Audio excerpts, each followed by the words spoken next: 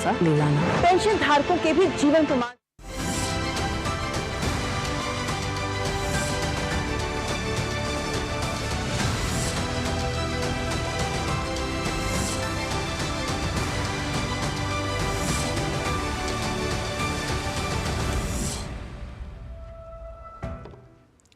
नमस्कार, इस खास कार्यक्रम में आप सभी का स्वागत है। मैं हूं ऋतु वर्मा। रूस के कजान शहर में अब से थोड़ी ही देर में शुरू हो रहा 16वां ब्रिक्स सम्मेलन ब्राजील, रूस, भारत और चीन की तरफ से शुरू किए गए 2009 में इस संगठन का सबसे बड़ा और महत्वपूर्ण आयोजन होने जा रहा है। 2024 में हो रहे 16वां ब्रिक्स विश्व में बदलती भू राजनीतिक स्थिति को देखते हुए कई संकेत समेटे हुए है। मसलन ब्रिक्स की ताकत इस साल बढ़ी है। ब्रिक्स ग्रुप में पहले ब्राजील, रूस, भारत, चीन और दक्षिण अफ्रीका थे। इस साल मिस्र, संयुक्त अरब अमीरात, इथियोपिया और ईरान भी इस ग्रुप में शामिल हुए हैं। रूस यूक्रेन संघर्ष के कारण पश्चिमी देशों के प्रतिबंध के बीच रूस की अध्यक्षता में हो रहे ब्रिक्स सम्मेलन में 10 सदस्य देशों के साथ करीब 36 देश कजान में कर रहे हैं अपना प्रतिनिधित्व। क्या ब्रिक्स से नए युग की हो सकती है शुरुआत? वहीं पीएम मोदी और राष्ट्रपति शी को साथ लाकर दुनिया को बड़ा संदेश दे रहे हैं राष्ट्रपति पुतिन। ब्रिक्स से इतर करीब 5 साल बाद होगी प्रधानमंत्री मोदी और राष्ट्रपति शी जिनपिंग के बीच औपचारिक मुलाकात। सबकी नजरें इसी बात पर टिकी हैं कि दोनों नेताओं के बीच क्या बात होगी। वैश्विक कूटनीति की नजर से आज दिन भर कजान में होने वाले ब्रिक्स सम्मेलन और अन्य द्विपक्षीय मुलाकातों पर होगी विश्व की नजरें और कजान से हर खबर को आप तक लाएंगे। कजान में मौजूद हमारे संवाददाता आर्यन प्रताप सिंह और स्टूडियो से जुड़ रहे हैं हमारे विशेष मेहमान अनिल त्रिगुनायत साहब, पूर्व राजनयिक हैं, और साथ ही साथ doctor Rajan Kumar, school of international studies JNU से हमारे साथ जुड़ेंगे। ये दोनों ही मेहमान करेंगे इन तमाम मुलाकातों का, गतिविधियों का विश्लेषण। तो बने रहिए अगले 1 घंटे तक हमारे साथ। आइए शुरुआत करेंगे। सबसे पहले आपको दिखाते हैं कि प्रधानमंत्री मोदी ने अब तक किन किन ब्रिक्स सम्मेलनों में भाग लिया है। अपने गठन के बाद से ब्रिक्स के लेकर अब तक क्या क्या हुआ है, आइए वो आपको बताते हैं। पीएम मोदी ने 2014 से लेकर अब तक कई बार ब्रिक्स शिखर सम्मेलनों में भारत का प्रतिनिधित्व किया। प्रधानमंत्री मोदी के संबोधन में आमतौर पर वैश्विक अर्थव्यवस्था, विकासशील देशों के हित, साथ ही साथ कई अन्य मुद्दे जो शामिल रहे, उसमें बड़ा मुद्दा आतंकवाद, जलवायु परिवर्तन और बहुपक्षीय सहयोग जैसे मुद्दे केंद्र में रहे हैं। 2014 में ब्राजील में प्रधानमंत्री मोदी ने पहला ब्रिक्स सम्मेलन संबोधित किया। पीएम मोदी ने विकासशील देशों के बीच आर्थिक और राजनीतिक सहयोग बढ़ाने की बात की। ब्रिक्स के न्यू डेवलपमेंट बैंक के गठन की दिशा में भी 2014 में सदस्य देशों के बीच सहमति बनी।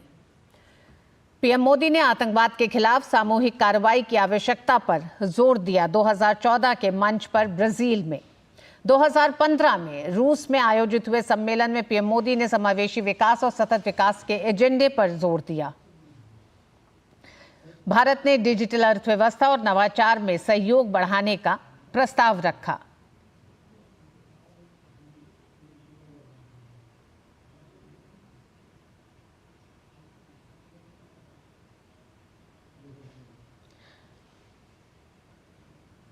और आइए एक नजर डालते हैं कि किस तरह से ब्रिक्स का सफर 2009 से 2024 तक का रहा है। क्या बड़े बदलाव हुए, क्या प्रस्तावित रहा है अभी तक ब्रिक्स में और कितना हासिल किया गया ब्रिक्स द्वारा अपने एजेंडे को।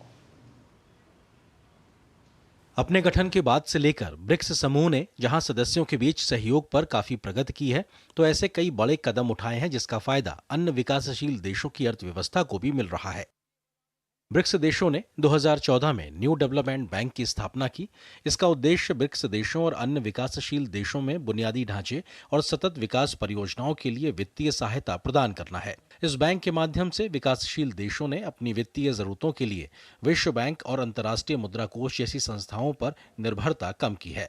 न्यू डेवलपमेंट बैंक के द्वारा सदस्य देशों के लिए एक कंटिजेंसी रिजर्व अरेंजमेंट यानी CRA भी स्थापित किया गया है, जिसका उद्देश्य ब्रिक्स देशों को आपातकालीन स्थितियों में विदेशी मुद्रा सहायता प्रदान करना है। ब्रिक्स ने हमेशा विकासशील देशों के हितों की वकालत की है, इसलिए जलवायु परिवर्तन, व्यापार संतुलन और अंतर्राष्ट्रीय संस्थानों में सुधार जैसे मुद्दों पर जोर दिया है। ब्रिक्स समूह आईएमएफ और विश्व बैंक में विकासशील देशों के लिए अधिक प्रतिनिधित्व की मांग करता रहा है। ब्रिक्स ने विज्ञान, तकनीक और नवाचार के क्षेत्र में सहयोग को प्रोत्साहित किया है। ब्रिक्स देशों के बीच संयुक्त अनुसंधान और विकास के लिए कई पहल की गई हैं, जिसमें ब्रिक्स विज्ञान और प्रौद्योगिकी नवाचार नेटवर्क शामिल है। ब्रिक्स ने अंतर्राष्ट्रीय आतंकवाद, साइबर सुरक्षा और अंतर्राष्ट्रीय शांति और सुरक्षा के मुद्दों पर भी मिलकर काम किया है। इस दिशा में ब्रिक्स आतंकवाद से निपटने के लिए आपसी सहयोग बढ़ाने पर लगातार जोर देता रहा है। ब्रिक्स देश डॉलर पर वैश्विक व्यापार में निर्भरता कम करने के लिए ब्रिक्स मुद्रा बनाने पर विचार कर रहा है और 2 सदस्य देशों के बीच स्थानीय मुद्रा में व्यापार को बढ़ावा देने पर भी काम हुआ है। पिछले साल 2023 का ब्रिक्स सम्मेलन काफी खास रहा था। 2023 के ब्रिक्स सम्मेलन के बड़े फैसलों की बात की जाए तो 15वें ब्रिक्स शिखर सम्मेलन में समूह के विस्तार का फैसला किया गया और 6 सदस्यों को शामिल करने की पहल हुई, जिनमें से 5 सदस्य इस बार ब्रिक्स में शामिल हो रहे हैं। ब्रिक्स में अर्जेंटीना, मिस्र, इथियोपिया, ईरान, सऊदी अरब और संयुक्त अरब अमीरात को शामिल करने का फैसला किया गया था। ब्रिक्स के विस्तार के पीछे सोच रही है कि ब्रिक्स को दुनिया के विभिन्न इलाकों तक विस्तारित किया जाए। 15वें ब्रिक्स सम्मेलन में बहुपक्षवाद, अंतर्राष्ट्रीय कानून और सतत विकास पर तेजी से काम करने की बात कही गई है, तो वैश्विक संस्थाओं में सुधार की वकालत पर जोर दिया गया है। पीएम मोदी के पहल पर ब्रिक्स देशों के बीच एक अंतरिक्ष अन्वेषण संघ के गठन का सुझाव दिया गया, जिस पर सहमति बनती नजर आई है। ब्रिक्स के मंच पर महामारी, जलवायु परिवर्तन, आतंकवाद, साइबर सुरक्षा, ऊर्जा सुरक्षा, व्यापार और निवेश पर सहयोग को आगे बढ़ाने पर सहमति बनी है, तो स्वास्थ्य में साझा शोध पर भी जोर दिया गया है। ब्रिक्स देशों ने कनेक्टिविटी बढ़ाकर परिवहन और लॉजिस्टिक्स पर खासा फोकस किया, ताकि सप्लाई चेन को निर्बाध रखा जा सके। अपने 15वें शिखर सम्मेलन तक ब्रिक्स कई बड़े पड़ाव हासिल कर चुका है, तो ऐसा आधार तैयार किया गया है जिसके द्वारा भविष्य में बड़े परिवर्तन लाए जा सके। अब विस्तारित ब्रिक्स समूह इस बार जिन बड़े फैसलों को लेगा, उससे भविष्य में विकासशील देशों और ग्लोबल साउथ के देशों के हित को संरक्षित करने में ज्यादा मदद मिलेगी। तेजी से बदलती भू राजनीतिक व्यवस्था में ब्रिक्स समूह की अहमियत और ज्यादा बढ़ गई है। दुनिया में 2 बड़े संघर्ष चल रहे हैं, जिसकी छाया में इस बार का ब्रिक्स सम्मेलन हो रहा है और इसीलिए शायद ब्रिक्स सम्मेलन की थीम रखी गई है वैश्विक विकास और सुरक्षा के लिए बहुपक्षवाद को मजबूत करना। सभी सदस्य देशों की कोशिश होगी कि आपसी हितों को संरक्षित करते हुए वैश्विक भलाई के लिए कैसे आगे बढ़ा जाए।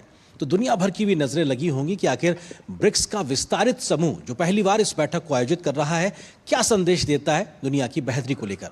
कैमरा सहयोगी आनंद कुमार के साथ मैं Arind Pratap Singh, DD news, Kazan, Russia. तो 16वां ब्रिक्स किस तरह के संदेश दे रहा है विश्व को, इसी पर होगी विस्तार से चर्चा। हमारे साथ 2 मेहमान जुड़ गए हैं।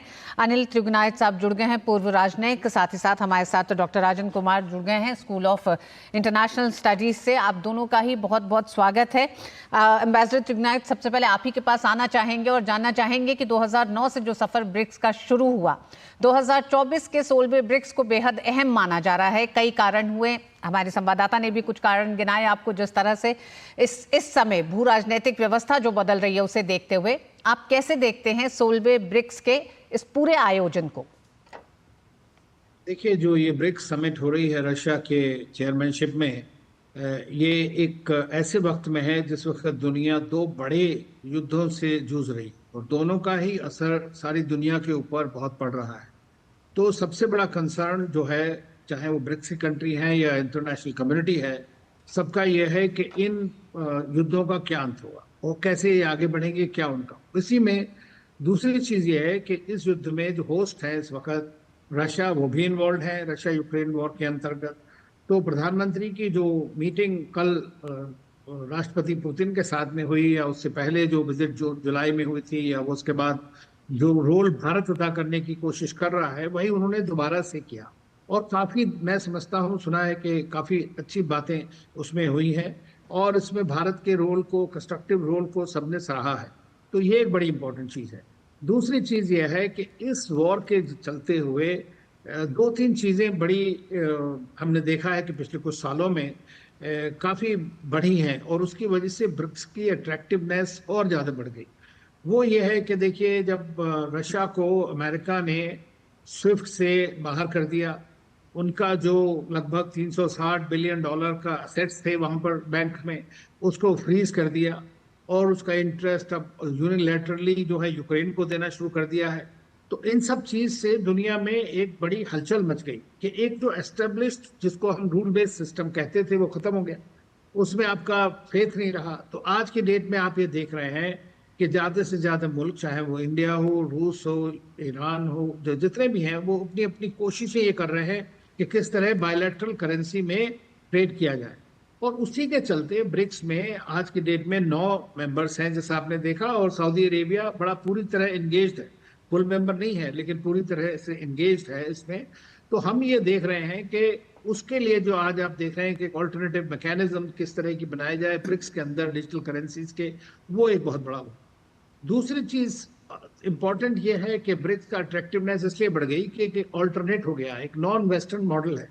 क्योंकि वेस्टर्न मॉडल का तो सबने देख ही लिया है पिछले 75 साल में। सबने देखा कि रिफॉर्म्स यूएन के सब रुके हुए हैं, इंटरनेशनल जो भी ऑर्गेनाइजेशन है उनमें वो सब नहीं हो रहा है।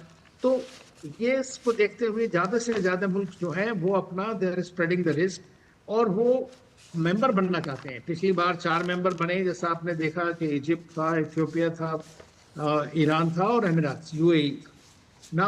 अब 34 और कंट्रीज ने अप्लाई किया है, लेकिन उनको मेंबरशिप कैसे दी जाए, ये एक बहुत बड़ा मुद्दा है। क्योंकि खाली आप मेंबरशिप बढ़ाते जाएंगे तो आपका अपना ऑर्गेनाइजेशन काफ़ी डाइल्यूटेड हो जाए। इसलिए क्राइटेरिया बनाना जरूरी है। और आज की डेट में हम देख रहे हैं कि शायद है कि पार्टनर स्टेटस का मॉडल बनेगा। अब आप अगर देखेंगे कि 12-13 कंट्रीज को मान लीजिए पार्टनर स्टेटस इस बार मिल जाता है, तो आप सोचिए 20 से ज्यादा G20 से ऊपर बढ़ जाएगा। और ये ग्रुपिंग जो बिना एक्सपेंशन के ही लगभग आप समझ लीजिए 35% ग्लोबल जीडीपी का है, 45% जो है पॉपुलेशन है वहाँ की, 20% लगभग ग्लोबल ट्रेड का है।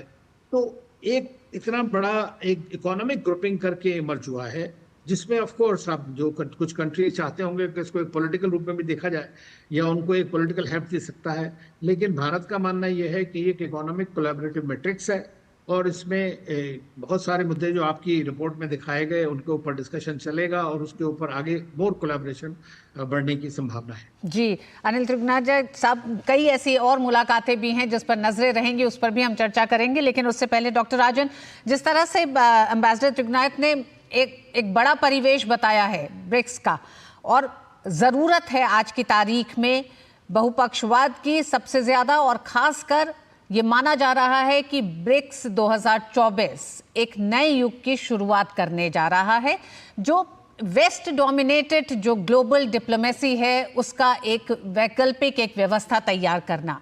कैसे देखते हैं? रितु जी, मुझे बुलाने के लिए शुक्रिया। और एम्बेसडर साहब ने तो बड़े अच्छे से समझा दिया उसके जो विभिन्न पहलू हैं उसको। इसमें 2 बातें हैं। कुछ तो सांकेतिक बातें हैं जिसमें कि रूस इसको एक संकेत के रूप में ले रहा है, यानी वो दिखाना चाहता है कि पश्चिमी सैंक्शंस के बावजूद रूस किस ढंग से आइसोलेटेड नहीं है। तो प्रेसिडेंट पुतिन के लिए ये मीटिंग बहुत ही महत्वपूर्ण है। वो अपनी जनता को और पूरे विश्व की जनता को बताएंगे कि अभी भी जो मेजॉरिटी है, यानी कि ग्लोबल साउथ की जो मेजॉरिटी है या नॉन वेस्टर्न कंट्रीज़ की जो मेजॉरिटी है, वो उनके साथ है, और जिसमें कि इतने सारे देश शामिल हैं और ब्रिक्स में और भी बहुत सारे देश उसमें शामिल होना चाहते हैं। और उनके लिए, चूंकि आप जानते हैं कि प्रेसिडेंट पुतिन दूसरे देशों में, कई देशों में ट्रैवल नहीं कर सकते हैं क्योंकि इंटरनेशनल क्रिमिनल कोर्ट ने एक उनके अगेंस्ट में अरेस्ट वारंट भी इशू किया। तो इस कारण से रशिया के दृष्टिकोण से देखें तो ये बहुत ही महत्वपूर्ण हो जाता है कि आप कई जगह पे ट्रैवल नहीं कर सकते हैं, वैसे में जो इंपॉर्टेंट ग्लोबल लीडर्स है उसको अपने पास कैसे बुला पाए। जहाँ तक सब्सटैंटिव इशू की बात है, तो जैसा कि एम्बेसडर साहब ने काफ़ी विस्तार में बताया, तो मेरे हिसाब से सबसे महत्वपूर्ण बात अभी जो है 2 इश्यूज हैं। एक जो कि आपने जो वैकल्पिक व्यवस्था की बात की, देखिए वैकल्पिक व्यवस्था रूस जरूर बोल रहा है। प्रेसिडेंट पुतिन ने अपने इंटरव्यू में मीडिया के इंटरेक्शन में बताया कि वो वैकल्पिक व्यवस्था क्रिएट करने की कोशिश जरूर करेंगे, लेकिन क्या कहना आसान है, इसको करना बहुत ही मुश्किल। जो ज़्यादातर देश आप जानते हैं ब्रिक्स के मेंबर्स भी हैं, वो पूरी तरह से पश्चिमी देशों को छोड़ने के लिए तैयार नहीं है। यानी कि ऐसा नहीं है कि वो अमेरिका को छोड़ के ब्रिक्स के साथ पूरी तरह से शामिल होना चाहते हैं। वो चाहते हैं कि अमेरिका के साथ भी उनके जो कॉपरेशन है वो चलता रहे, उनका ट्रेड चलता रहे। लेकिन जो वैकल्पिक जो देश इमर्ज कर रहे हैं, जो कि उभरती शक्तियां हैं आर्थिक दृष्टिकोण से, या फिर सामरिक दृष्टिकोण से, तो उनके ग्रुप को, उनके ब्लॉकिंग को ज्वाइन करने से उनको फायदा यह है कि वो पूरी तरह से पश्चिमी देशों के दबाव में किसी भी पर्टिकुलर इशू में नहीं आएंगे। तो यह मेरे हिसाब से महत्वपूर्ण है। और जो जिसपे की बात हो रही है, डी डॉलराइजेशन की बात होती है कि डॉलर का जो इन्फ्लुएंस है उसको कैसे कम किया जाए, उसमें पहले बात हो रही थी कि एक ऑल्टरनेटिव करेंसी क्रिएट करने की बात करेंगे, ब्रिक्स करेंसी की बात हो रही थी। तो इसको सारे देशों ने डिसमिस कर दिया क्योंकि वैसा संभव अभी नहीं है, उस लेवल का कॉपरेशन ब्रिक्स के देशों के बीच में है नहीं, और उसके लिए सेंट्रल बैंक का फिस्कल पॉलिसी, इंडस्ट्रियल और मैक्रो इकोनॉमिक पॉलिसी का कोऑर्डिनेशन चाहिए, और जो कि उस लेवल का ब्रिक्स में कॉपरेशन नहीं है। तो अभी जो बात हो रही है कि अगर करेंसी नहीं तो क्या करें, तो जो स्विफ्ट जो मैसेजिंग सिस्टम था जिसके माध्यम से आप जो मनी ट्रांजैक्शंस होते थे दो देशों के बीच में, चूंकि रूस को निकाल दिया गया है, तो रूस कोशिश यह कर रहा है कि ब्रिक्स पे यानी कि एक ऑल्टरनेटिव पेमेंट सिस्टम बहाल किया जाए ब्रिक्स के देशों के बीच में, जिससे कि जो आपस का ट्रेड है वो उस करेंसी में बाधित ना हो। जी और दूसरा कि आप जानते हैं कि नेशनल करेंसी की बात हो रही है, डी डॉलराइजेशन की जब बात होती है तो नेशनल करेंसी में रूस का लगभग 95% ट्रेड जो चीन के साथ हो रहा है वो लोकल करेंसी में हो रहा है, और भारत के साथ और ब्राजील के साथ भी इस ढंग का ट्रेड वो बढ़ाने की कोशिश कर रहा है। तो ये जो दो स्टेप्स हैं ये डी डॉलराइजेशन की ओर जा रहे हैं, लेकिन यह मान के नहीं चले कि कोई वैकल्पिक व्यवस्था तैयार कर रहा है। देखिए, ब्रिक्स एक इकोनॉमिक ग्रुपिंग है, लेकिन इसका पॉलिटिकल पर्पस है, और मुख्य पॉलिटिकल पर्पस इसका यह है कि वो चाहता है कि जो यूनाइटेड नेशंस के जो में रिफॉर्म हो, WTO, वर्ल्ड बैंक, IMF इत्यादि, जो पश्चिमी देशों का जो कंट्रोल है वो कम हो, और जो इमर्जिंग कंट्रीज हैं उनकी दावेदारी वहां पे बढ़े। तो वही विकासशील देश हो, ग्लोबल साउथ के देश हो, उनकी आवाज को भी बुलंद किया जाए इस मंच पर, यही मकसद है। और उस मकसद के तहत 2024 का ब्रिक्स बेहद अहम हो जा रहा है। हमारे साथ हमारे दो साथी संवाददाता अरिंद प्रताप सिंह और अरुण शर्मा कजान से जुड़ गए हैं। Over to you Arendra. सबसे पहले, जिस तरह से अगर आपने अभी तक बातचीत सुनी हो तो उन तमाम एक तरह से एजेंडों पर बात हो रही है जो ब्रिक्स 2024 यानी कि रूस की अध्यक्षता से नए आयाम जुड़ने जा रहे हैं। उन नए आयामों में यह माना जा रहा है कि एक वैकल्पिक व्यवस्था जिसमें वेस्ट डोमिनेशन का एक वैकल्पिक व्यवस्था देखी जा सके। हम जानना चाहेंगे अब से और थोड़ी देर में 15 से 20 मिनट के बाद यह सम्मेलन शुरू होने जा रहा है, किस तरह से वहां की गतिविधियां। ऋतु, मुझे और अरुण को जोड़ने के लिए, लेकिन निश्चित तौर से जो बात आप मेहमानों के साथ कर रही हैं वो बहुत महत्वपूर्ण है। जो हो रहा है वो क्यों हो रहा है, इस बात को समझना भी बहुत जरूरी है। जो 50 साल के द्वितीय विश्व युद्ध के बाद से जो वैश्विक व्यवस्थाएं बनी, उन वैश्विक व्यवस्थाओं ने इतने बीते दशकों के बाद में आज के समय में वो कितनी रेलेवेंस रह गई हैं, ये बड़ा सवाल है। विकासशील देश हो, अविकसित देश हो, या फिर ग्लोबल साउथ के जो अपेक्षाकृत अविकसित देश हैं, उन सबकी आवाज को मंच देने के लिए आज की जो वैश्विक व्यवस्था है उसमें गुंजाइश कम नजर आती है। भारत लगातार इस प्रकार के रिफॉर्म्स की बात करता रहा, शायद इसीलिए विकासशील देशों को या फिर बड़ी अर्थव्यवस्थाओं के मंच के तौर पर ब्रिक्स एक अल्टरनेटिव तौर पे बन के उभरा है। और उसका विस्तार होना ये दिखाता है कि डिफरेंट कॉन्टिनेंटल्स के देश उसमें अगर मौजूद है तो ये अपने आप में रीजनल के बजाय ग्लोबल एक प्रेजेंस अपनी मौजूदगी को शो करता है। अब इस मंच से क्या बड़ी बातें निकल सकती है, हमारे सहयोगी अरुण भी हमारे साथ लगातार मौजूद है। अरुण, फोकस है मल्टीपोलर वर्ल्ड की व्यवस्थाओं की ओर जाने पे, यहाँ सबकी आवाज सुनी जा सकती है। आपको लगातार कवर करते रहते हैं, आपको लगता है कि क्या एक बड़ी टेक अवे हो सकते हैं इस बार के 16वें सम्मेलन से? देखिए, जो बात अगर उठी है कि हमारी आवाज में मल्टीलैटरल प्लेटफॉर्म पर जाए, तो हमें हल्का सा रिवाइंड करने की जरूरत है, क्योंकि प्राइम मिनिस्टर मोदी, क्योंकि हम जानते हैं कि इंडिया एक बहुत इंपॉर्टेंट मेंबर है इस ब्रिक्स ग्रुपिंग का। तो पोस्ट कोविड आपको याद होगा G20 समिट से पहले प्राइम मिनिस्टर मोदी ने वॉइस ऑफ ग्लोबल साउथ की शुरुआत की, जिसमें मोर देन 100 कंट्रीज जुड़े थे। आइडिया ये था कि उन कंट्रीज को कभी एहसास ही नहीं था कि हमारी आवाज को मल्टीलैटरल प्लेटफॉर्म पर सुना जा सकता है। वो ऐसे देश जो ग्लोबल साउथ के, उनको भी लगता ही नहीं था कि क्या हमारी आवाज भी ऐसे बड़ी बड़ी ग्रुपिंग्स में हो सकती है। उनको लगता है कि ग्रुपिंग का मतलब होता है जो डेवलप्ड इकोनॉमीज है, बड़ी इकोनॉमी है। प्राइम मिनिस्टर मोदी ने इन तमाम चीजों को ईज आउट कर दिया और वो कह रहे हैं कि मैं आपकी आवाज को मल्टीलैटरल प्लेटफॉर्म पे लेके जा रहा हूँ। अभी हमारे गेस्ट भी बता रहे थे कि कितनी सारी अर्जियां आई है ब्रिक्स पे जोड़ने के लिए। उसका रीजन ये है कि दरवाजे खुलते हुए दिखाई दे रहे हैं कि भाई हम भी क्यों ना ब्रिक्स का मेंबर बन सके, क्योंकि इंडिया की डोमिनेंस है ब्रिक्स ग्रुपिंग के अंदर। अगर इसको सिंप्लीफाई कर अपने व्यूअर्स के लिए आर भी, हम लोग भी जब व्हाट्सएप ग्रुप्स अपने घरों में बनाते हैं तो जो लाइक माइंडेड लोग होते हैं उनको अपने साथ रखते हैं। कई लोग सोचते हैं किस ग्रुप में ऐड होते हैं तो हम भी जुड़ सकते हैं। अरे यही जो चीज है जो कि प्राइम मिनिस्टर मोदी इसको इजी करते हुए इंटरनेशनल प्लेटफॉर्म पे लेके जा रहे हैं कि हम सब हर किसी को डेवलपमेंट की जरूरत है। इस समय पूरा जो वर्ल्ड है वो क्राइसिस में जूझ रहा है, कॉन्फ्लिक्ट्स का इस समय पर घेरा चल रहा है। Prime minister Modi multilateral platforms पे कहते हैं कि this is no time for war, हमें वॉर वॉर के बजाय डेवलपमेंट पर फोकस करना चाहिए, डायलॉग पर डिप्लोमेसी से बातों को सुलझा करके हमें आगे बढ़ना चाहिए।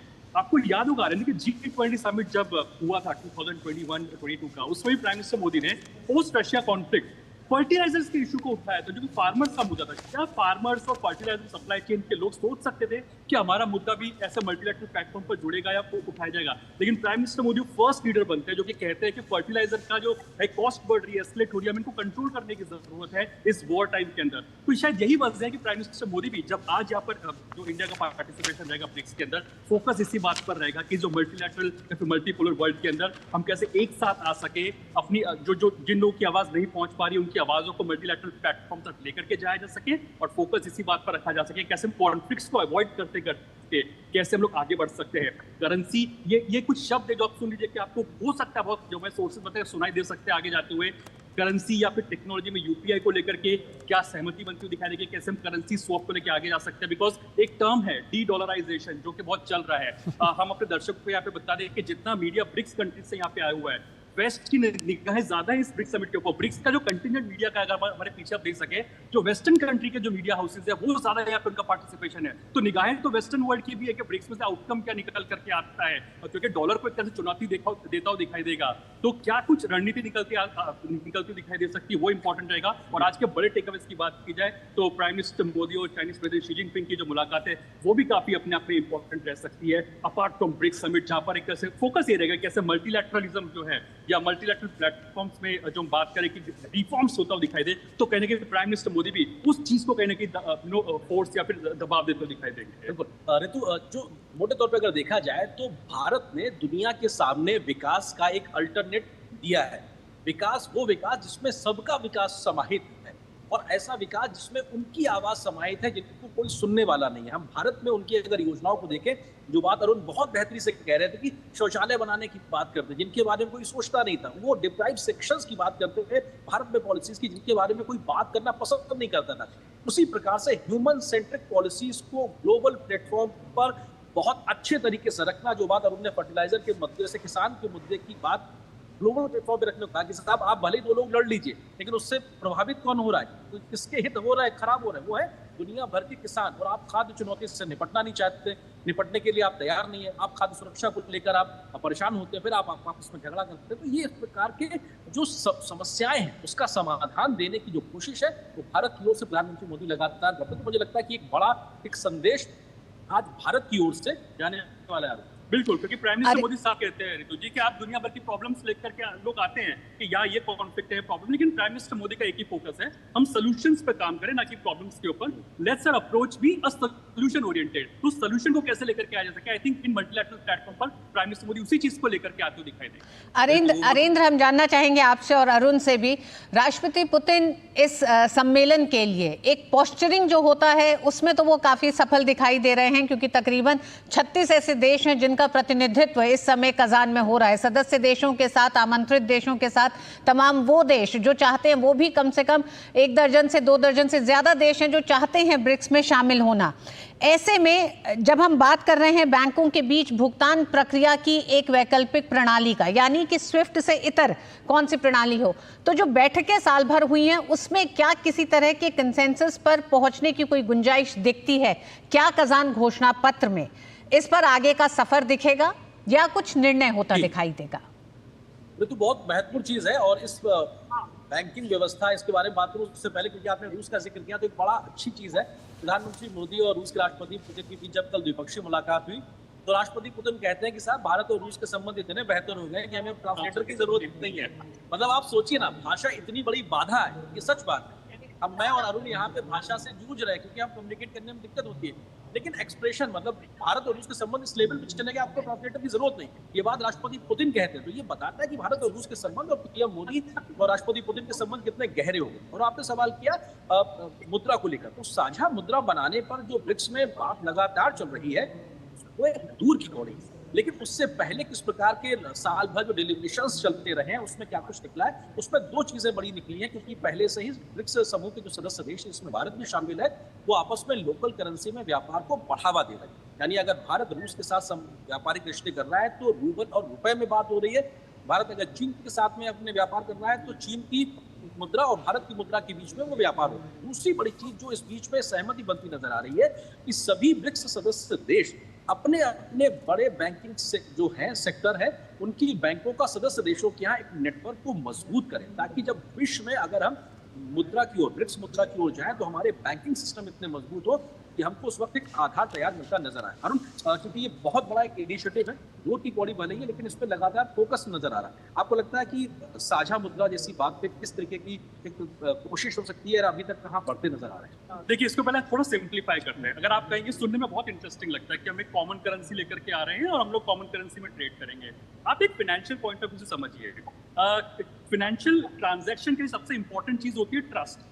अगर मैं आपको कोई कमिट करता हूँ कि मैं आपको पैसे का पेमेंट करूंगा और मैं आपको कोई सामान खरीद रहा हूँ, अगर हम क्रॉस बॉर्डर रह रहे हैं और अगर ट्रस्ट नहीं है तो क्या हम कॉमन करेंसी की कल्पना कर सकते हैं? प्राइम मिनिस्टर मोदी यहाँ पर एक तरह से ट्रस्ट को एस्टैब्लिश कर रहे हैं, जो कि कॉमन करेंसी का सबसे बड़ा बेसिस है। आप बिना ट्रस्ट के कॉमन करेंसी की बात नहीं कर सकते। दूसरा प्रोमिनेंट पॉइंट है, ये कॉमन करेंसी हम लोग एक दिन में हासिल नहीं करते, इनको स्टेजेस में हासिल किया जाता है।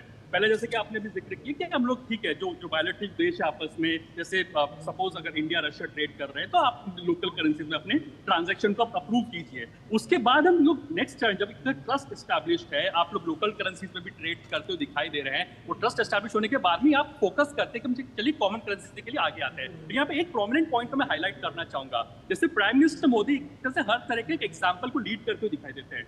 जब लोग दुनिया में बात कर रहे थे कि कैसे टेक्नोलॉजी से हम पैसे कैसे ट्रांसफर कर सकते हैं, आज देखिए यूपीआई से देखिए आप स्कैन कीजिए और पैसे ट्रांसफर हो जाते हैं। लगभग 1 डजन देश ऐसे हैं जहाँ पर भारत अपनी यूपीआई टेक्नोलॉजी दे रहा है, यूपीआई ट्रांजैक्शन हम कर सकते हैं। अगर आप हम आईफिल टावर भी चले जाते हैं फ्रांस के अंदर, वहां भी हम लोग यूपीआई ट्रांजैक्शन कर सकते हैं। तो देखिए जिन भी देशों के साथ यूपीआई हुआ है उनके साथ कॉमन फैक्टर क्या है? ट्रस्ट है। और दूसरा, prime minister Modi multilateral platform पे बताते हैं कि देखिए ये चीज हम लोग कर रहे हैं, आपको भी ये करना चाहिए और आप ये कर सकते हैं। तो यही चीज एक तरह से बेसिस को एस्टैब्लिश करेगा एक कॉमन करेंसी के ग्राउंड के लिए, जिसकी हम बात करते हैं, और वो एक तरह से फिर आगे बढ़ती दिखाई देगी। बहुत जैसे आपने कहा कि दूर की कौड़ी, बिल्कुल बहुत दूर की बात है, लेकिन हाँ, इसकी जो बिसात है वो रखी जा चुकी है। और यही वजह है कि तमाम देश है वो जोड़ना चाहते हैं ग्रुपिंग के अंदर। उनको पता है कि आज नहीं तो कल ब्रिक्स के अंदर ये होता हुआ दिखाई देगा कि एक तरह से ये कॉमन करेंसी की बात आगे दिखाई देगी। और देखिए इंडिया चाइना के जिस तरह से जो केमिस्ट्री हम लोग देखना होगा क्या कुछ निकल कर कहते हैं कि दोनों जो लीडर्स की आपस में बैठक आज होने जा रही है, उसमें भी काफी कुछ इंडिकेशन निकलते हुए दिखाई देंगे कि कैसे ग्रुपिंग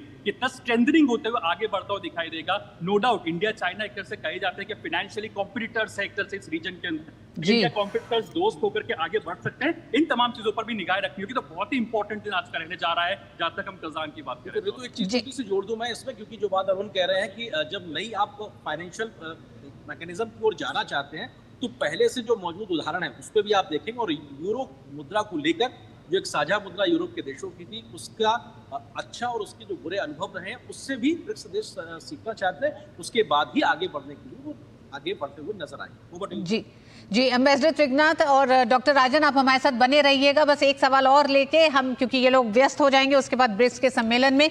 अरेंद्र और अरुण, आज की बेहद अहम मुलाकात, दो बड़ी एक तरह से अंतर्राष्ट्रीय घटनाओं के रूप में अगर हम देखें तो ब्रिक्स का सम्मेलन शुरू होना और दूसरी तरफ प्रधानमंत्री मोदी और राष्ट्रपति शी की मुलाकात, ये दो बड़े एक तरह से एक मुलाकातें हैं जो आज रहेंगी सबकी नजरों में। किस तरह से वहां पर अंतर्राष्ट्रीय मीडिया भी जुड़ा हुआ है, साथ ही साथ अखबारों में किस तरह से इस पूरी खबर को लिया गया है? तो ये बहुत बड़ी खबर है और कहा जाए ग्लोबल हेडलाइन के तौर पे है और ग्लोबल नजरें सबकी लगी हुई है प्रधानमंत्री मोदी और चीन के राष्ट्रपति के बीच मुलाकात को लेकर। मैं थोड़े से आंकड़ों के माध्यम से इस बात को आगे विस्तार देना चाहूंगा कि 2014 से 2019 तक इस 5 साल के दरमियान प्रधानमंत्री मोदी और राष्ट्रपति शी जिनपिंग के बीच में 18 बार मुलाकातें हुई हैं।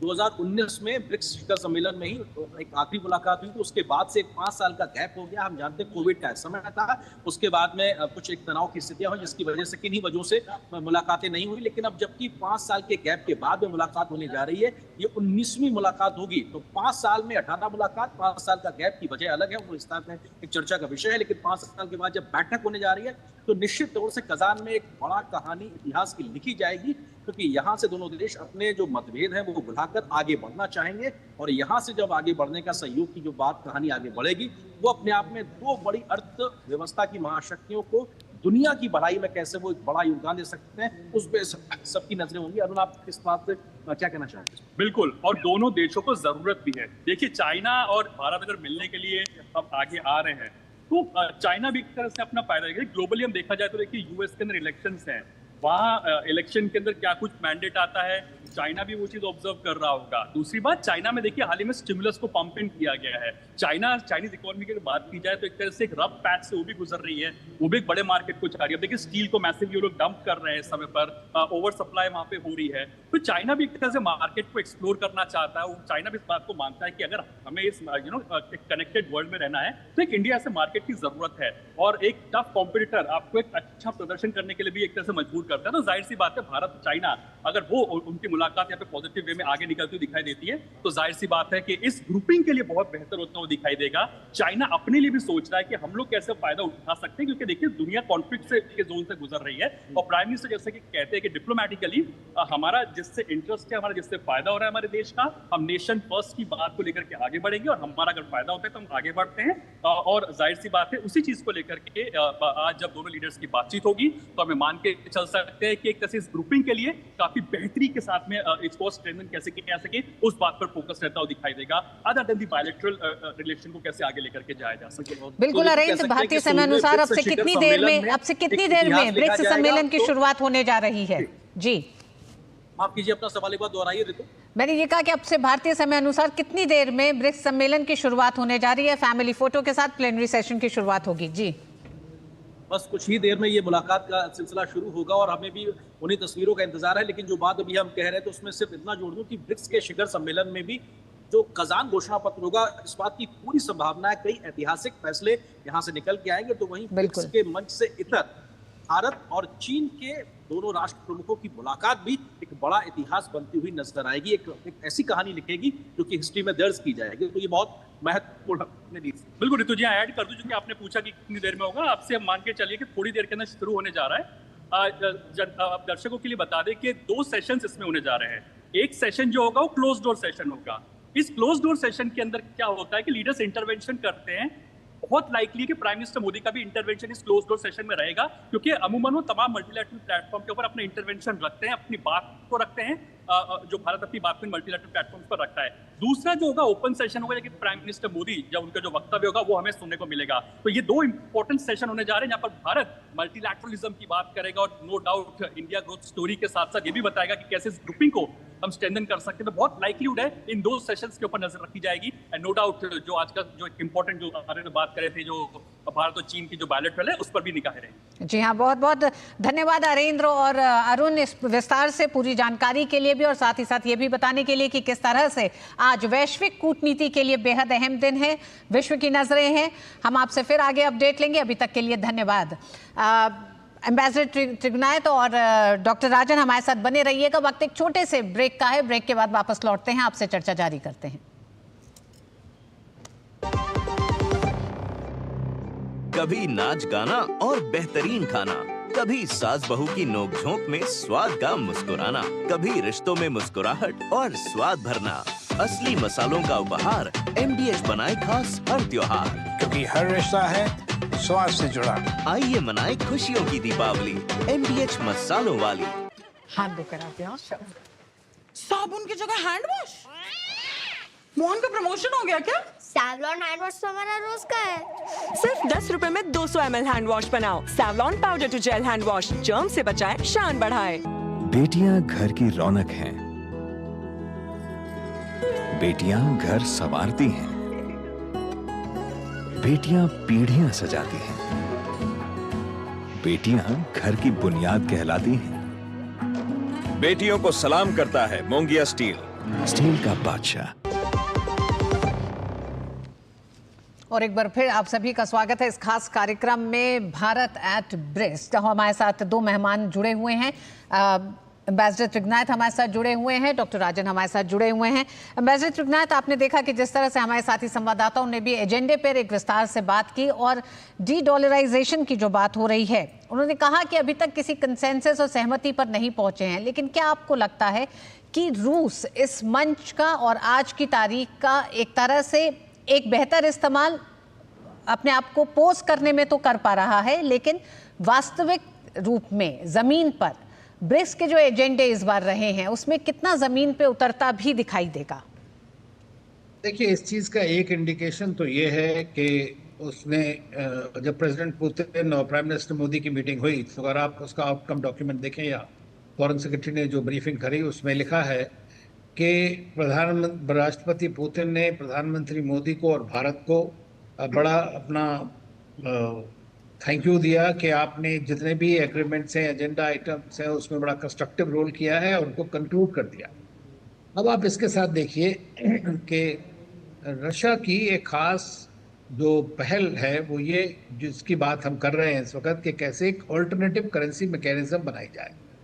उसका सीधा हिस्सा किस वजह से मैंने बताया, जैसे कि जो वेपनाइजेशन ऑफ फाइनेंशियल इंस्ट्रूमेंट्स हुआ, उससे सभी दुनिया में, ये खाली रूस के या चीन के या इंडिया के लिए नहीं है, सारी दुनिया में। मैं एक French member of European parliament से मिला था, उन्होंने कहा फ्रांस में भी बड़ी ये है कि यूनिलैटरली अगर किसी कंट्री की आप जो पैसा रखा जाता है ट्रस्ट के साथ, उसको कॉन्फिस्केट कर दें किसी भी, या सैंक्शंस इस तरह के लगा दें कि स्विफ्ट से आउट कर दें, तो उससे खतरा हर एक देश को हो जाता है। इसलिए एक तरह का ऑल्टरनेट बहुत आवश्यक है। भारत और रूस के बीच में आप जानती हैं कि रुपी रूबल ट्रेड बहुत ज़्यादा चलता रहा। आजकल रशिया हमारा सबसे बड़ा एनर्जी पार्टनर है, 40% एनर्जी हम उनसे लेते हैं। उसकी पेमेंट मैकेनिज्म को स्मूदन आउट करना है। इसी तरह से यूरोप, जैसे हमने देखा कि युआन और रूबल के बीच में 90% रफली उनका ट्रेड जो है वो युआन के थ्रू है।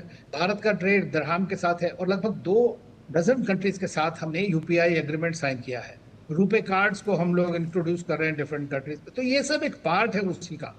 तो किस तरह से देखिए, रशिया का अपना एक करेंसी सेटलमेंट मैकेनिज्म है, उसको SPFS कहते हैं। चाइना का है CIPPS, सिप्स, जो स्विफ्ट के ऑल्टरनेट्स हैं, ऑलरेडी काम कर रहे हैं। और भारत का हो गया UPI इन दैट। तो आप ये देखिए कि ऑल्टरनेट ये मैकेनिज्म्स ऑलरेडी हैं।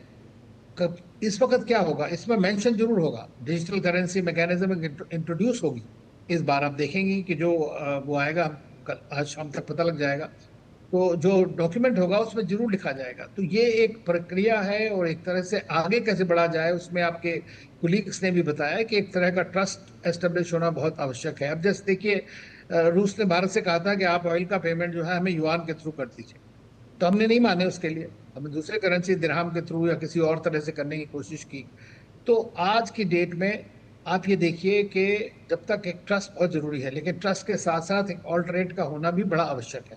क्योंकि अगर आप बायलैटरल नेशनल करेंसीज में ट्रेड करेंगे एक दूसरे की करेंसीज के अंदर, क्योंकि BRICS currency will be a via media, it will not be a currency by itself कि कॉमन करेंसी यूरो लेकर आप 27 कंट्रीज में घूम रहे हैं, तो वैसा नहीं है। लेकिन ये कि it will be A digital currency, उसका डिजिटल सेटलमेंट मैकेनिज्म बनेगी, और उसी के बारे में मैं समझता हूँ कि काफ़ी हद तक एग्रीमेंट हो चुका है।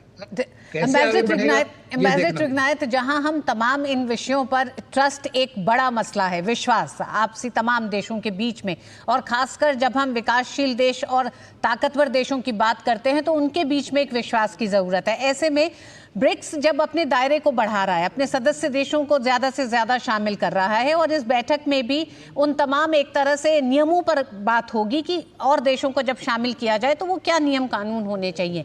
ऐसे में क्या आपको लगता है किसी कंसेंसस पे पहुंचना ब्रिक्स के लिए आने वाले समय में थोड़ा मुश्किल भी हो सकता है, सदस्यों की बढ़ती संख्या को देखते हुए? देखिए, ये जो जियोपॉलिटिक्स है वो तो हर एक ग्रुप में होती है, किसी भी ग्रुप में आप देख लीजिए, कोई ग्रुप कंसोलिडेटेड एकदम नहीं होता। लेकिन ब्रिक्स के अंदर सबसे बड़ी खास बात यह है कि हर एक चीज़ जो भी एग्री की जाएगी वो कंसेंसस के जरिए हो। तो कंसेंसस का मतलब जो मेन ओरिजिनल मेंबर्स हैं 5, उनकी जो कंसेंसस है वो आज की डेट में मानी जा रही है, उसमें वो कंट्रीज हैं। दूसरे जो आएंगे वो एक्सेप्ट करेंगे उस सब चीज़ों को जो ऑलरेडी एग्री हो चुकी हैं, और इसीलिए ब्रिक्स ने काफ़ी कुछ प्रोग्रेस की है। देखिए, ब्रिक्स डेवलपमेंट बैंक है हमारा, $33 बिलियन उन्होंने जो है एडवांस किए हैं डिफरेंट कंट्रीज को। तो अगर आप मेंबर नहीं भी हैं फिर भी आप उसको ले सकते हैं। ब्रिक्स का एक उन्होंने अपना बॉन्ड फंड बनाया हुआ है बहुत बड़ा, पेमेंट मैकेनिज्म के ऊपर में वर्किंग ग्रुप्स हैं। बैंक, आपके पास फाइनेंशियल इंस्टीट्यूशन एक है, लेकिन उस फाइनेंशियल इंस्टीट्यूशन को अब जैसे UAE, सऊदी अरेबिया, ये रिच कंट्रीज भी ज्वाइन कर रहे हैं, तो वो उसके अंदर फंडिंग करेंगे, तो उसका जो कॉर्पस इस वक्त 100 बिलियन है उससे और ज़्यादा आगे बढ़ेगा। तो धीरे धीरे वो ऑर्गेनाइजेशन जो है एक इंस्टीट्यूशनल मैकेनिज्म प्रोवाइड कर सकता है आपको। और अगर हम इस ग्रुप में हैं तो हम जितने भी इनिशिएटिव्स हैं सबको सपोर्ट करते हैं, लेकिन जो हमारा कंट्रीब्यूशन है वो हम देते हैं। अब भारत जो डिजिटल इंफ्रास्ट्रक्चर की बात हर जगह करता है, डिजिटल पब्लिक इंफ्रास्ट्रक्चर की, तो ये भी उसी का एक पार्ट होने वाला है। जी डॉक्टर राजन, पश्चिमी तमाम उन व्यवस्थाओं के विकल्प के तौर पर ब्रिक्स जिस तरह से खासकर आर्थिक मोर्चे पे, क्योंकि ब्रिक्स को हम देखते भी थे कि आर्थिक मोर्चों और आर्थिक मसलों का एक संगठन माना जाता था, लेकिन आज की तारीख में जिस तरह से विस्तार हो रहा है, आर्थिक, राजनीतिक और सभ्यताओं को साथ लेके चलने का एक मंच दिखाई दे रहा है। ऐसे में क्या आपको लगता है कि आने वाले समय में भी और आज 2024 के ब्रिक्स कजान घोषणा पत्र से एक नई शुरुआत होगी, जिसमें सिर्फ अगर हम बात करें तो एक डीडॉलराइजेशन या फिर एक वैकल्पिक व्यवस्था नहीं, लेकिन दूसरे कई ऐसे बड़े मुद्दे हैं जो वो मुद्दे हैं जिनको लेकर सप्लाई चेन से लेकर जो दो युद्ध हो रहे हैं। ये कहा जाता था कि 21वीं सदी में कभी युद्ध नहीं होगा किसी दो देशों में, आज वो युद्ध हो रहा है। युद्ध से उत्पन्न तमाम ऐसी चीजें हैं जो कई देशों की प्रगति के लिए चुनौती बन रही हैं। देखिए, ब्रिक्स के बारे में, ब्रिक्स का उदय क्यों हुआ, तो ब्रॉडली मैं अगर उसको बताऊं तो इसका कारण यह है कि जो पूरा वर्ल्ड है अभी ट्रांजिशन के फेज से गुजर रहा है, जिसमें कि पुरानी व्यवस्था जो थी वो चरमरा गई है। जो दूसरे विश्व युद्ध के बाद जो व्यवस्था थी वो काफ़ी चरमरा चुकी है, लेकिन नई व्यवस्था का जन्म नहीं हुआ है।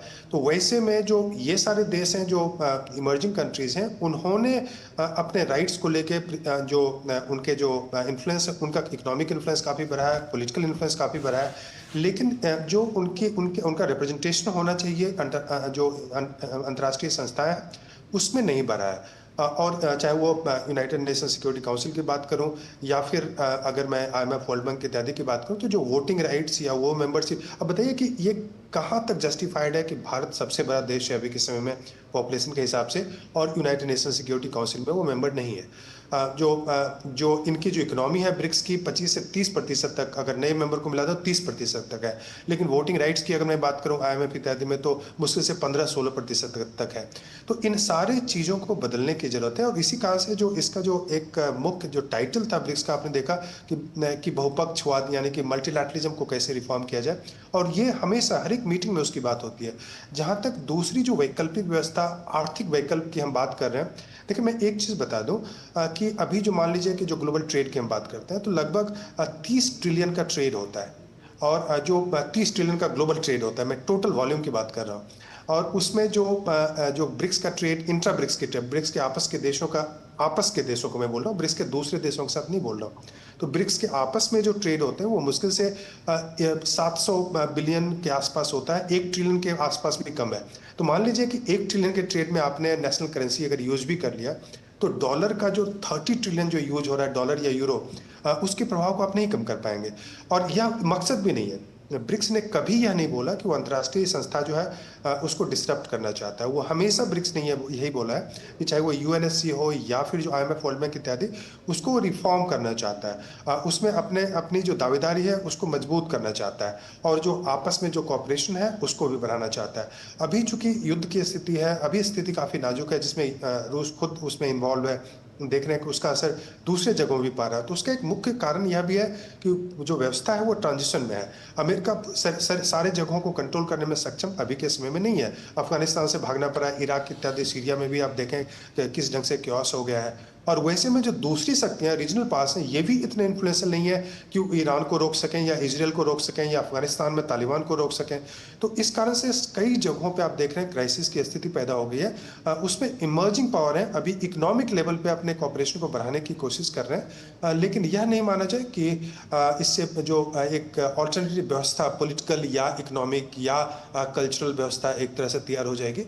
जो सिविलाइजेशन की बात करते हैं, सिविलाइजेशन डायलॉग की जो बात करते हैं, तो उसमें चीन और रूस इसको काफ़ी सहयोग करता है, इसको काफ़ी एक तरह से प्रमोट करता है, लेकिन उसमें कई इश्यूज हैं। ये एक तरह से कहीं ना कहीं एक मेजॉरिटेरियन जो कल्चर है हर एक देश में, उसको प्रमोट करता है। मैं आपसे पूछूं कि अफ्रीका किस सिविलाइजेशन की बात करेगा? वहाँ तो इस्लाम भी है, क्रिश्चियनिटी भी है, कोई फिक्स उस ढंग का सिविलाइजेशन, उनका हिस्ट्री उस ढंग से वो प्रमोट नहीं कर पा रहे हैं। तो कई देश वो जो सिविलाइजेशन डायलॉग की जो बात करते हैं उसका विरोध भी करते हैं। हालांकि अभी एक जो इंक्लूजन हुआ है, एक्सपेंशन हुआ है, उसमें इस बात का ध्यान रखा गया है कि ब्रिक्स प्लस जब हुआ तो उसमें इस्लामिक जो कंट्रीज हैं उनको काफ़ी कंट्रीज को जोड़ा गया है, जो उसमें आप बात करें यूएई, सऊदी अरब अगर फ्यूचर में शामिल होता है, इथियोपिया में भी मुस्लिम पॉपुलेशन अच्छा खासा है, और इजिप्ट तो भी इस्लामिक कंट्री है, तो सिविलाइजेशन को उसमें जोड़ने की कोशिश हुई है इस्लामिक सिविलाइजेशन को। लेकिन वो जो डायलॉग है वो मुख्यतः रूस प्रमोट करता है और चीन प्रमोट करता है, लेकिन उसमें कई इश्यूज हैं जिसके कारण से कई जो दूसरे देश हैं उसमें हाइब्रिड सिविलाइजेशन है, वहाँ पे लैटिन अमेरिका का भी हाइब्रिड सिविलाइजेशन है, अफ्रीका जो है वहाँ पे काफ़ी हाइब्रिड सिविलाइजेशन है। तो इन सारे चीज़ों को बढ़ाने की बात जरूर हो रही है। उसमें कई रेटरिक्स हैं और कई उसमें सब्सटेंटिव इश्यूज हैं। जैसे कि अभी सब्सटेंटिव इशू यह है कि अगर ब्रिक्स आपस में एक फिनेंशियल सिस्टम फिनेंशियल आर्किटेक्चर खराब कर पाए जिसमें कि आप आपस के ट्रेड को बढ़ाया जा सके और एक ऑल्टरनेटिव पेमेंट सिस्टम, तो उससे भारत को भी फायदा है, क्योंकि आप जानते हैं भारत को भी लगता है कि कहीं अगर ऐसी स्थिति पैदा होगी जिसमें पश्चिमी देशों से हमारा टेंशन बढ़ जाए तो क्या भारत के जो रिजर्व्स हैं डॉलर्स में उसको फ्रीज कर सकता है वेस्ट। चीन को ये हमेशा डर है, चीन के साथ अमेरिका का टेंशन काफ़ी बढ़ता जा रहा है, तो वैसे में चीन को डर है। सऊदी अरब, ईरान इत्यादि भी अपनी पॉलिसीज़ को काफ़ी डाइवर्सिफाई करने की कोशिश कर रहे हैं। यहाँ तक कि अब तो नाटो का जो मेंबर टर्की है वह भी इस ग्रुप में शामिल होना चाहता है। तो निश्चित रूप से इस ग्रुप का जो इन्फ्लुएंस है, पॉलिटिकल और इकोनॉमिक इन्फ्लुएंस काफ़ी बढ़ा है, लेकिन हम यह मान के नहीं चलें कि अभी कोई नई व्यवस्था क्रिएट करने की कोशिश कर रही है। यह एक तरह से जो पुरानी व्यवस्था चरमराती जा रही है उसको सुदृढ़ करने की कोशिश कर रहे हैं, उसको रिफॉर्म करने की कोशिश होगी। जी, तो पुरानी व्यवस्थाओं को रिफॉर्म करने की कोशिश की जा रही है। इसी पर चर्चा को जारी रखेंगे। एम्बेसडर त्रिगनायत रूस में सर्व कर चुके हैं, इसलिए उनसे ये भी जानेंगे कि क्यों कजान को ही चुना गया, क्योंकि कई बहुत बड़े पक्ष हैं ऐसे ब्रिक्स रूस की अध्यक्षता में जिन पर ध्यान दे रहा है रूस, तो क्या वही एक कारण है जिसमें कजान को चुना गया है। वक्त एक छोटे से ब्रेक का है, ब्रेक के बाद वापस लौटते हैं।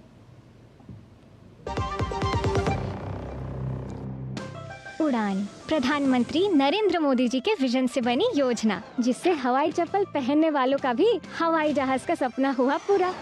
आज देश के हर राज्य में है एयरपोर्ट, एविएशन सेक्टर बन रहा है वर्ल्ड क्लास। इमरजेंसी में बीमार माँ को इलाज के लिए बेटे बड़े अस्पताल ले जा पाते हैं। नॉर्थ ईस्ट में एयर कनेक्टिविटी से टूरिज्म के मौके बढ़े, लोकल कारोबारी, ढाबे, होटल वाले सबकी तरक्की के रास्ते खुले। उड़ान लोकल इंस्पिरेशन की, उड़ान रीजनल इकोनॉमी की, उड़ान विकसित बनते भारत की। उड़ान योजना के 8 साल बेमिसाल। बात जब पीढ़ियों के लिए बनने वाले घर की हो तो जिम्मेदारी बड़ी हो जाती है। गैलेंट समझता है ये जिम्मेदारी। अब डबल एम रिब्स के साथ गैलेंट एडवांस TMT रीबार, निर्माण का रियल हीरो। सर, आपका KYC अपडेट करना है, नहीं तो अकाउंट और ATM कार्ड ब्लॉक हो जाएगा। सावधान सावधान। 2.5 करोड़ का इनाम मुझे।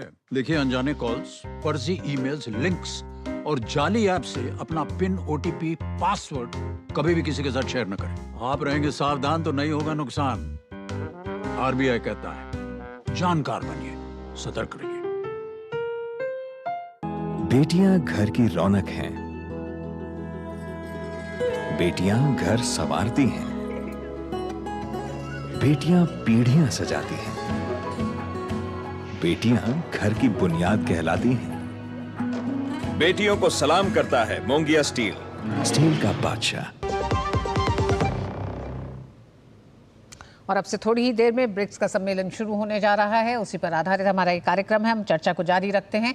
एम्बेसडर त्रिगनायत हमारे साथ हैं। एम्बेसडर त्रिगनायत, हमने ब्रेक पर जाने से पहले सुना डॉक्टर राजन जिस तरह से कह रहे थे इस्लामिक सिविलाइजेशन को भी ब्रिक्स के मंच पे शामिल करने का, उन्होंने बताया कि किस तरह से तमाम उन देशों को शामिल किया गया है जहाँ पर इस्लाम को माना जाता है, और इस सिविलाइजेशन को भी शामिल करने के साथ साथ कई और उन्होंने इस तरह के मकसद बताए हैं कि जो ब्रिक्स आगे लेकर बढ़ रहा है। ऐसे में क्या कजान को चुनना, कजान शहर को चुनना, वो भी कहीं इशारा करता है? देखिए, कजान जो है ये ततारस्तान, वहाँ पर जो रिपब्लिक है उसका एक कैपिटल सिटी है और बड़ा हिस्टोरिक सिटी है। और एक टाइम पे अगर आप देखें जो पुराने trading routes, ancient trading routes होते थे, सिल्क रूट हो या दूसरे, उसमें समय जिसमें भारत एक बड़ा एक्टिव रोल अदा करता था, चीन बहुत बड़ा रोल अदा करता था। तो मैं समझता हूँ कि ये एक मैसेजिंग है दो तरह की। एक तो ये कि भाई हम इकोनॉमिक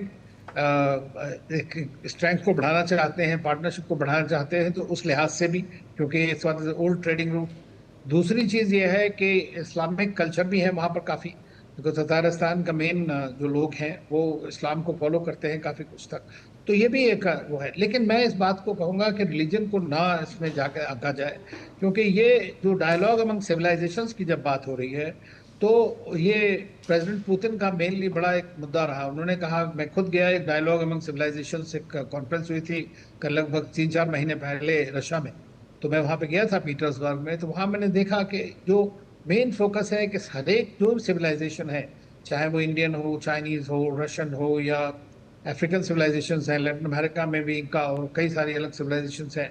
अरब कंट्रीज के अंदर में आप देखें तो सुमेरियन सिविलाइजेशन है वहाँ पर। उन सब सिविलाइजेशंस की बेसिक चीज़ क्या है? बेसिक चीज़ ये है कि किस तरह से जो ग्रोथ हुई है पूरी आगे, किस तरह से इंटरेक्शन हो सकता है जिसमें म्यूचुअल रिस्पेक्ट हो, एक दूसरे के लिए इज्जत हो, एक दूसरे के साथ मिलकर के काम करने की संभावना हो। तो डायलॉग अमंग सिविलाइजेशंस का मतलब ये है, डायलॉग अमंग रिलीजन्स नहीं है। इंटर रिलीजियस इंटरफेथ एक अलग चीज़ है, लेकिन इसमें एक सिविलाइजेशनल पर्सपेक्टिव मतलब ये कि हम इस चीज़ कह रहे हैं, कहने की कोशिश ये कर रहे हैं कि ये बात 100-150 साल पुरानी नहीं है, ये हज़ारों साल पुरानी बात है। और ये दोनों मुल्क जो हैं वो हज़ारों साल पुरानी सिविलाइजेशंस को लेकर आगे चल रहे हैं और उनको इस तरह से, तो मेरा मानना ये है कि ये सुदृढ़ चीज़ है। लेकिन उस सबके बीच सबसे इम्पॉर्टेंट चीज़ जो आती है सिविलाइजेशन की, और जो मुद्दा मैंने वहाँ पे रखा भी था, मैंने कहा कि अगर आप सिविलाइजेशन की बात करते हैं तो उसमें हेजेमनी जो हमारे एक मित्र देश करते हैं उसका कोई स्थान नहीं है, सुपीरियोरिटी का कोई स्थान नहीं है कि मैं आपसे सुपीरियर हूँ, उसका स्थान नहीं है। डायलॉग अमंग सिविलाइजेशन कैसे होगा? नहीं। तो ये बात मैं जब रशिया में गया था तो मैंने इस बात को रखा वहाँ पर कि ठीक है, सिविलाइजेशन का मतलब होता है दूसरे की भी रिस्पेक्ट करना, और इट इज़ लाइक डेमोक्रेसी, जहाँ तक मेरी जो फ्रीडम है वहीं तक है जहाँ से आपकी शुरू होती। तो ये चीज़ें, और जब डायलॉग होता है, इंटरेक्शन होता है, तो उसका एक बड़ा लाभ दुनिया को मिलता है। भारत ने भी बहुत सीखा, हमारी सिविलाइजेशन भी इसी तरह बढ़ी है कॉन्फ्रेंस के जरिए। तो ये एक इम्पॉर्टेंट चीज़ है, और इसके ऊपर स्पेशल ग्रुप बने हुए हैं इसके अंदर, जिसमें कल्चर के ऊपर अलग ग्रुप है, एजुकेशन का अलग है, ब्रिक्स का साइंस एंड टेक्नोलॉजी के बारे में। भारत के पास साइंस एंड टेक्नोलॉजी की एक बड़ी विरासत है पुरानी, उस विरासत का दोबारा से प्रादुर्भाव हो सकता है। तो ये जो चीज़ें हम आज बात करते हैं वो 2000 साल पहले भारत एक तरह लीडर था बहुत सी चीज़ों में, तो वो चीज़ों को मैं समझता हूँ कि हम प्रोवाइड करा सकते हैं। प्रधानमंत्री मोदी आज जरूर इस बारे में बात करेंगे। दूसरी चीज़ जरूर, जो DPI हमारी एक फेमस स्ट्रेंथ हो गई है आजकल, उसको कैसे शेयर किया जा सकता है नए मेंबर्स के साथ में, उसके बारे में भी जरूर चर्चा। जी, एम्बेसडर त्रिगुनायत, इसी के साथ ये भी जानना चाहेंगे कि जब आप बात कर रहे हैं हेजिमनी की, तो ठीक ब्रिक्स से पहले, एक दिन पहले जो द्विपक्षीय एक तरह से मुलाकातें हुई हैं, जब राष्ट्रपति पुतिन और राष्ट्रपति शी की मुलाकात होती है, प्रधानमंत्री मोदी और राष्ट्रपति पुतिन की मुलाकात होती है, क्या इन मुलाकातों ने जिस आर्थिक मोर्चे पर, अंतर्राष्ट्रीय स्तर पर या फिर ग्लोबल डिप्लोमेसी में जिस हेजिमनी की आप बात कर रहे हैं उसको एक जवाब देते ये तस्वीरें दिखाई दी? और ये तस्वीरें सिर्फ नहीं बल्कि बड़े संकटों का रास्ता ढूंढने में किस तरह से एक दूसरे के देश जो हैं एक दूसरे को मदद करने पे बात कर रहे हैं। जिस तरह से प्रधानमंत्री ने एक बार फिर इस मंच से राष्ट्रपति पुतिन के साथ दोहराया कि वो युद्ध का रास्ता सही रास्ता नहीं है, 21वीं सदी में बातचीत से मसले हल हो सकते हैं, और उसकी पेशकश भी भारत ने कई मोर्चों पे की है। देखिए, भारत हमेशा से एक तरह से शांति के पक्ष में रहा है, शांति दूत बन के रहा है, और प्रधानमंत्री मोदी ने खुद बड़ी कोशिश करी है कि किस तरह से रूस और यूक्रेन का वॉर रुक पाए। और इसी सिलसिले में मैं समझता हूँ काफ़ी देर तक जो दोनों नेताओं के बीच बातचीत हुई उसमें कैसे और आगे बढ़ा जाए, क्योंकि उससे थोड़े दिन पहले ही वो प्रेसिडेंट जेलेंस्की से मिले जिन्होंने कहा कि पीस समिट हो। लेकिन जहाँ मैं हेजेमनी की बात कर रहा हूँ वो ये बात कर रहा हूँ कि हमारे नॉर्दर्न नेबर जो हैं उनकी अप्रोच बिल्कुल डिफरेंट है।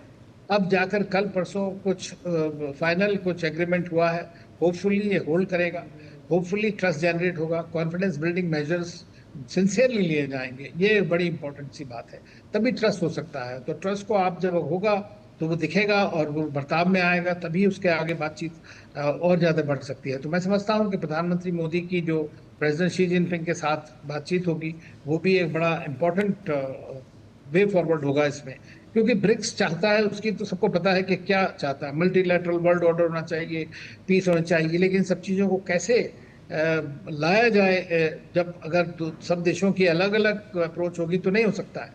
इसीलिए एक प्लेटफॉर्म के ऊपर वो सब आइडेंटिकल अप्रोच रखना चाहते हैं, ताकि एक बार डिसाइड हो गया तो हम उसी तरह आगे बढ़ें। जी, प्रोफेसर राजन, अंत में बहुत संक्षेप में आपसे जानना चाहेंगे कि कजान घोषणा पत्र में आप किन बड़े मसलों को उम्मीद कर रहे हैं कि वो दिखाई देंगे?